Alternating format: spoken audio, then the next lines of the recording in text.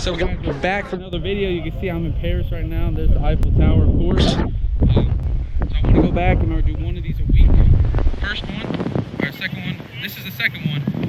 First one, I know we talked about, our trips in Barcelona, Italy, the Amalfi Coast, and some of the business stuff I learned. So now I'm going to start off with the business things. And the windy, I know it's windy, so sorry about that.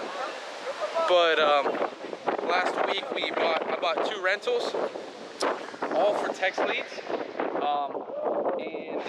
and we also sold one flip that we only made a small amount of, about 20 grand, and we also wholesaled a deal for about 15, 16. I got my TC right there. She knows about it more. So we had a pretty good week last week. Some of the biggest things I learned, I'll be honest, last week, from mentors, and just some of the few things I learned is, hey, one, make sure when you're designing your new person on your team, say you get a new hire, right?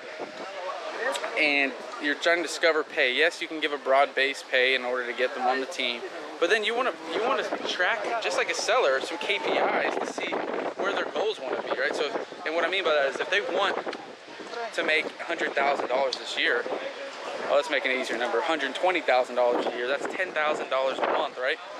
And in order to get that $10,000 a month, you're gonna have to give them the blueprint of what they need to hit every single week in terms of how many calls, how many texts, how many appointments. And not only that, but also how much deals they need to lock up, right? So if they're getting, let's just make it simple again, they're getting 10% of every deal. Well, you know that in order for them to be on track every week, they need to be roughly around $2,500, right? 4 weeks in a month, just to say for this example. So they need to be locking up, if they're getting 10% of that, they need to be locking up 25K worth of deals per week.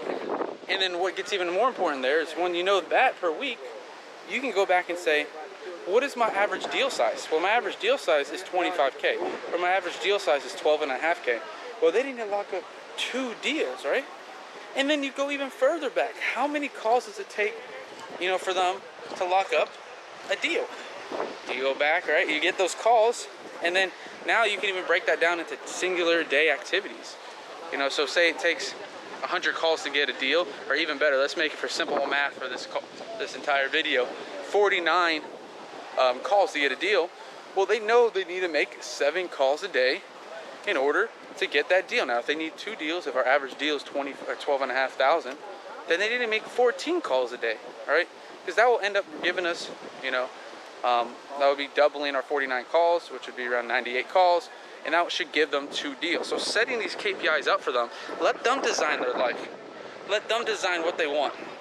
If they want this money, our job is just to show them the KPIs to get there. And then it just comes down to them holding themselves accountable. They wanted, hey, Jared, you told me you want to make 10K a month. Let's say for this example, you want to make 10K a month?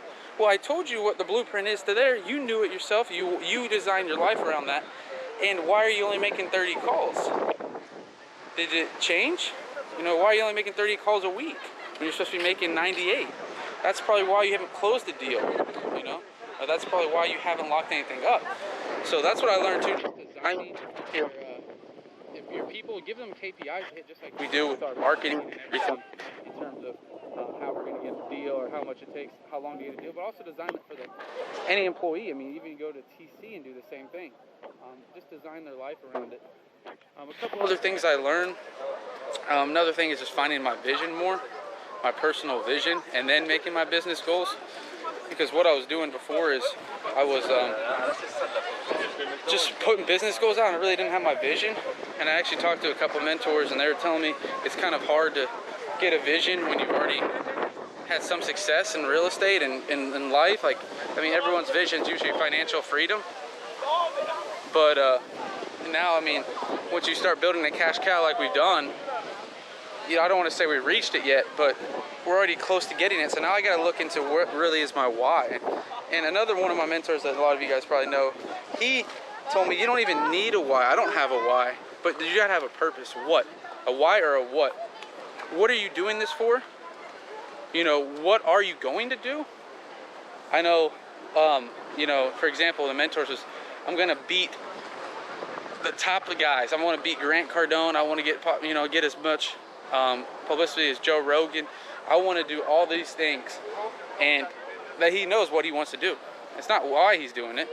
I mean, why he's doing it, he doesn't have a why, like he already's, you know, good with his family, he's whatever it is, but he just knows what he wants to do.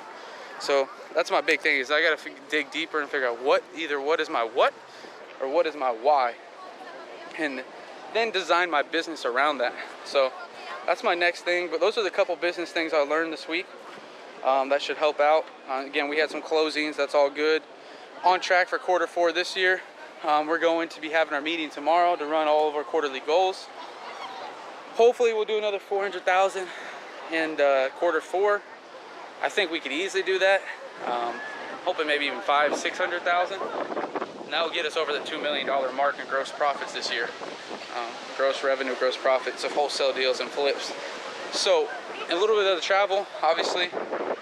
We're in the Paris, like I said before. Last week we finished Amalfi Coast. I 100% recommend, and I might have said this in the other video too, you gotta get a scooter to come here. And I'm sorry for this wind. I don't know how much it's picking up, but you gotta get a scooter to come here. If you don't have a scooter to go to the Amalfi Coast, it's pretty dang dead. And I know we got clips already of that, of what it looks like, but it's so hard to park. The buses only come once in a while, and there's so many turns, and I would recommend getting a scooter. Paris, we actually are lucky right now, it's blue skies. It's been raining the last 3 or 4 days, and last week apparently, Melanie, my girlfriend, also the TC, her dad's French. He came here to visit his mom last week, and he said it was 75. Now it's like 55. You can see everyone's wearing coats. It's freaking cold out here, but it's still nice. Little fall weather since we've been in the heat for the last 2 months. But now next thing today, again, this is Wednesday, the 6th of October, and then now we're leaving today to go to Portugal. So you'll see that on next week's episode. We're gonna go to Portugal, go to somewhere where the Nazaré, I think it is, where it's the biggest waves in the world, some of the biggest.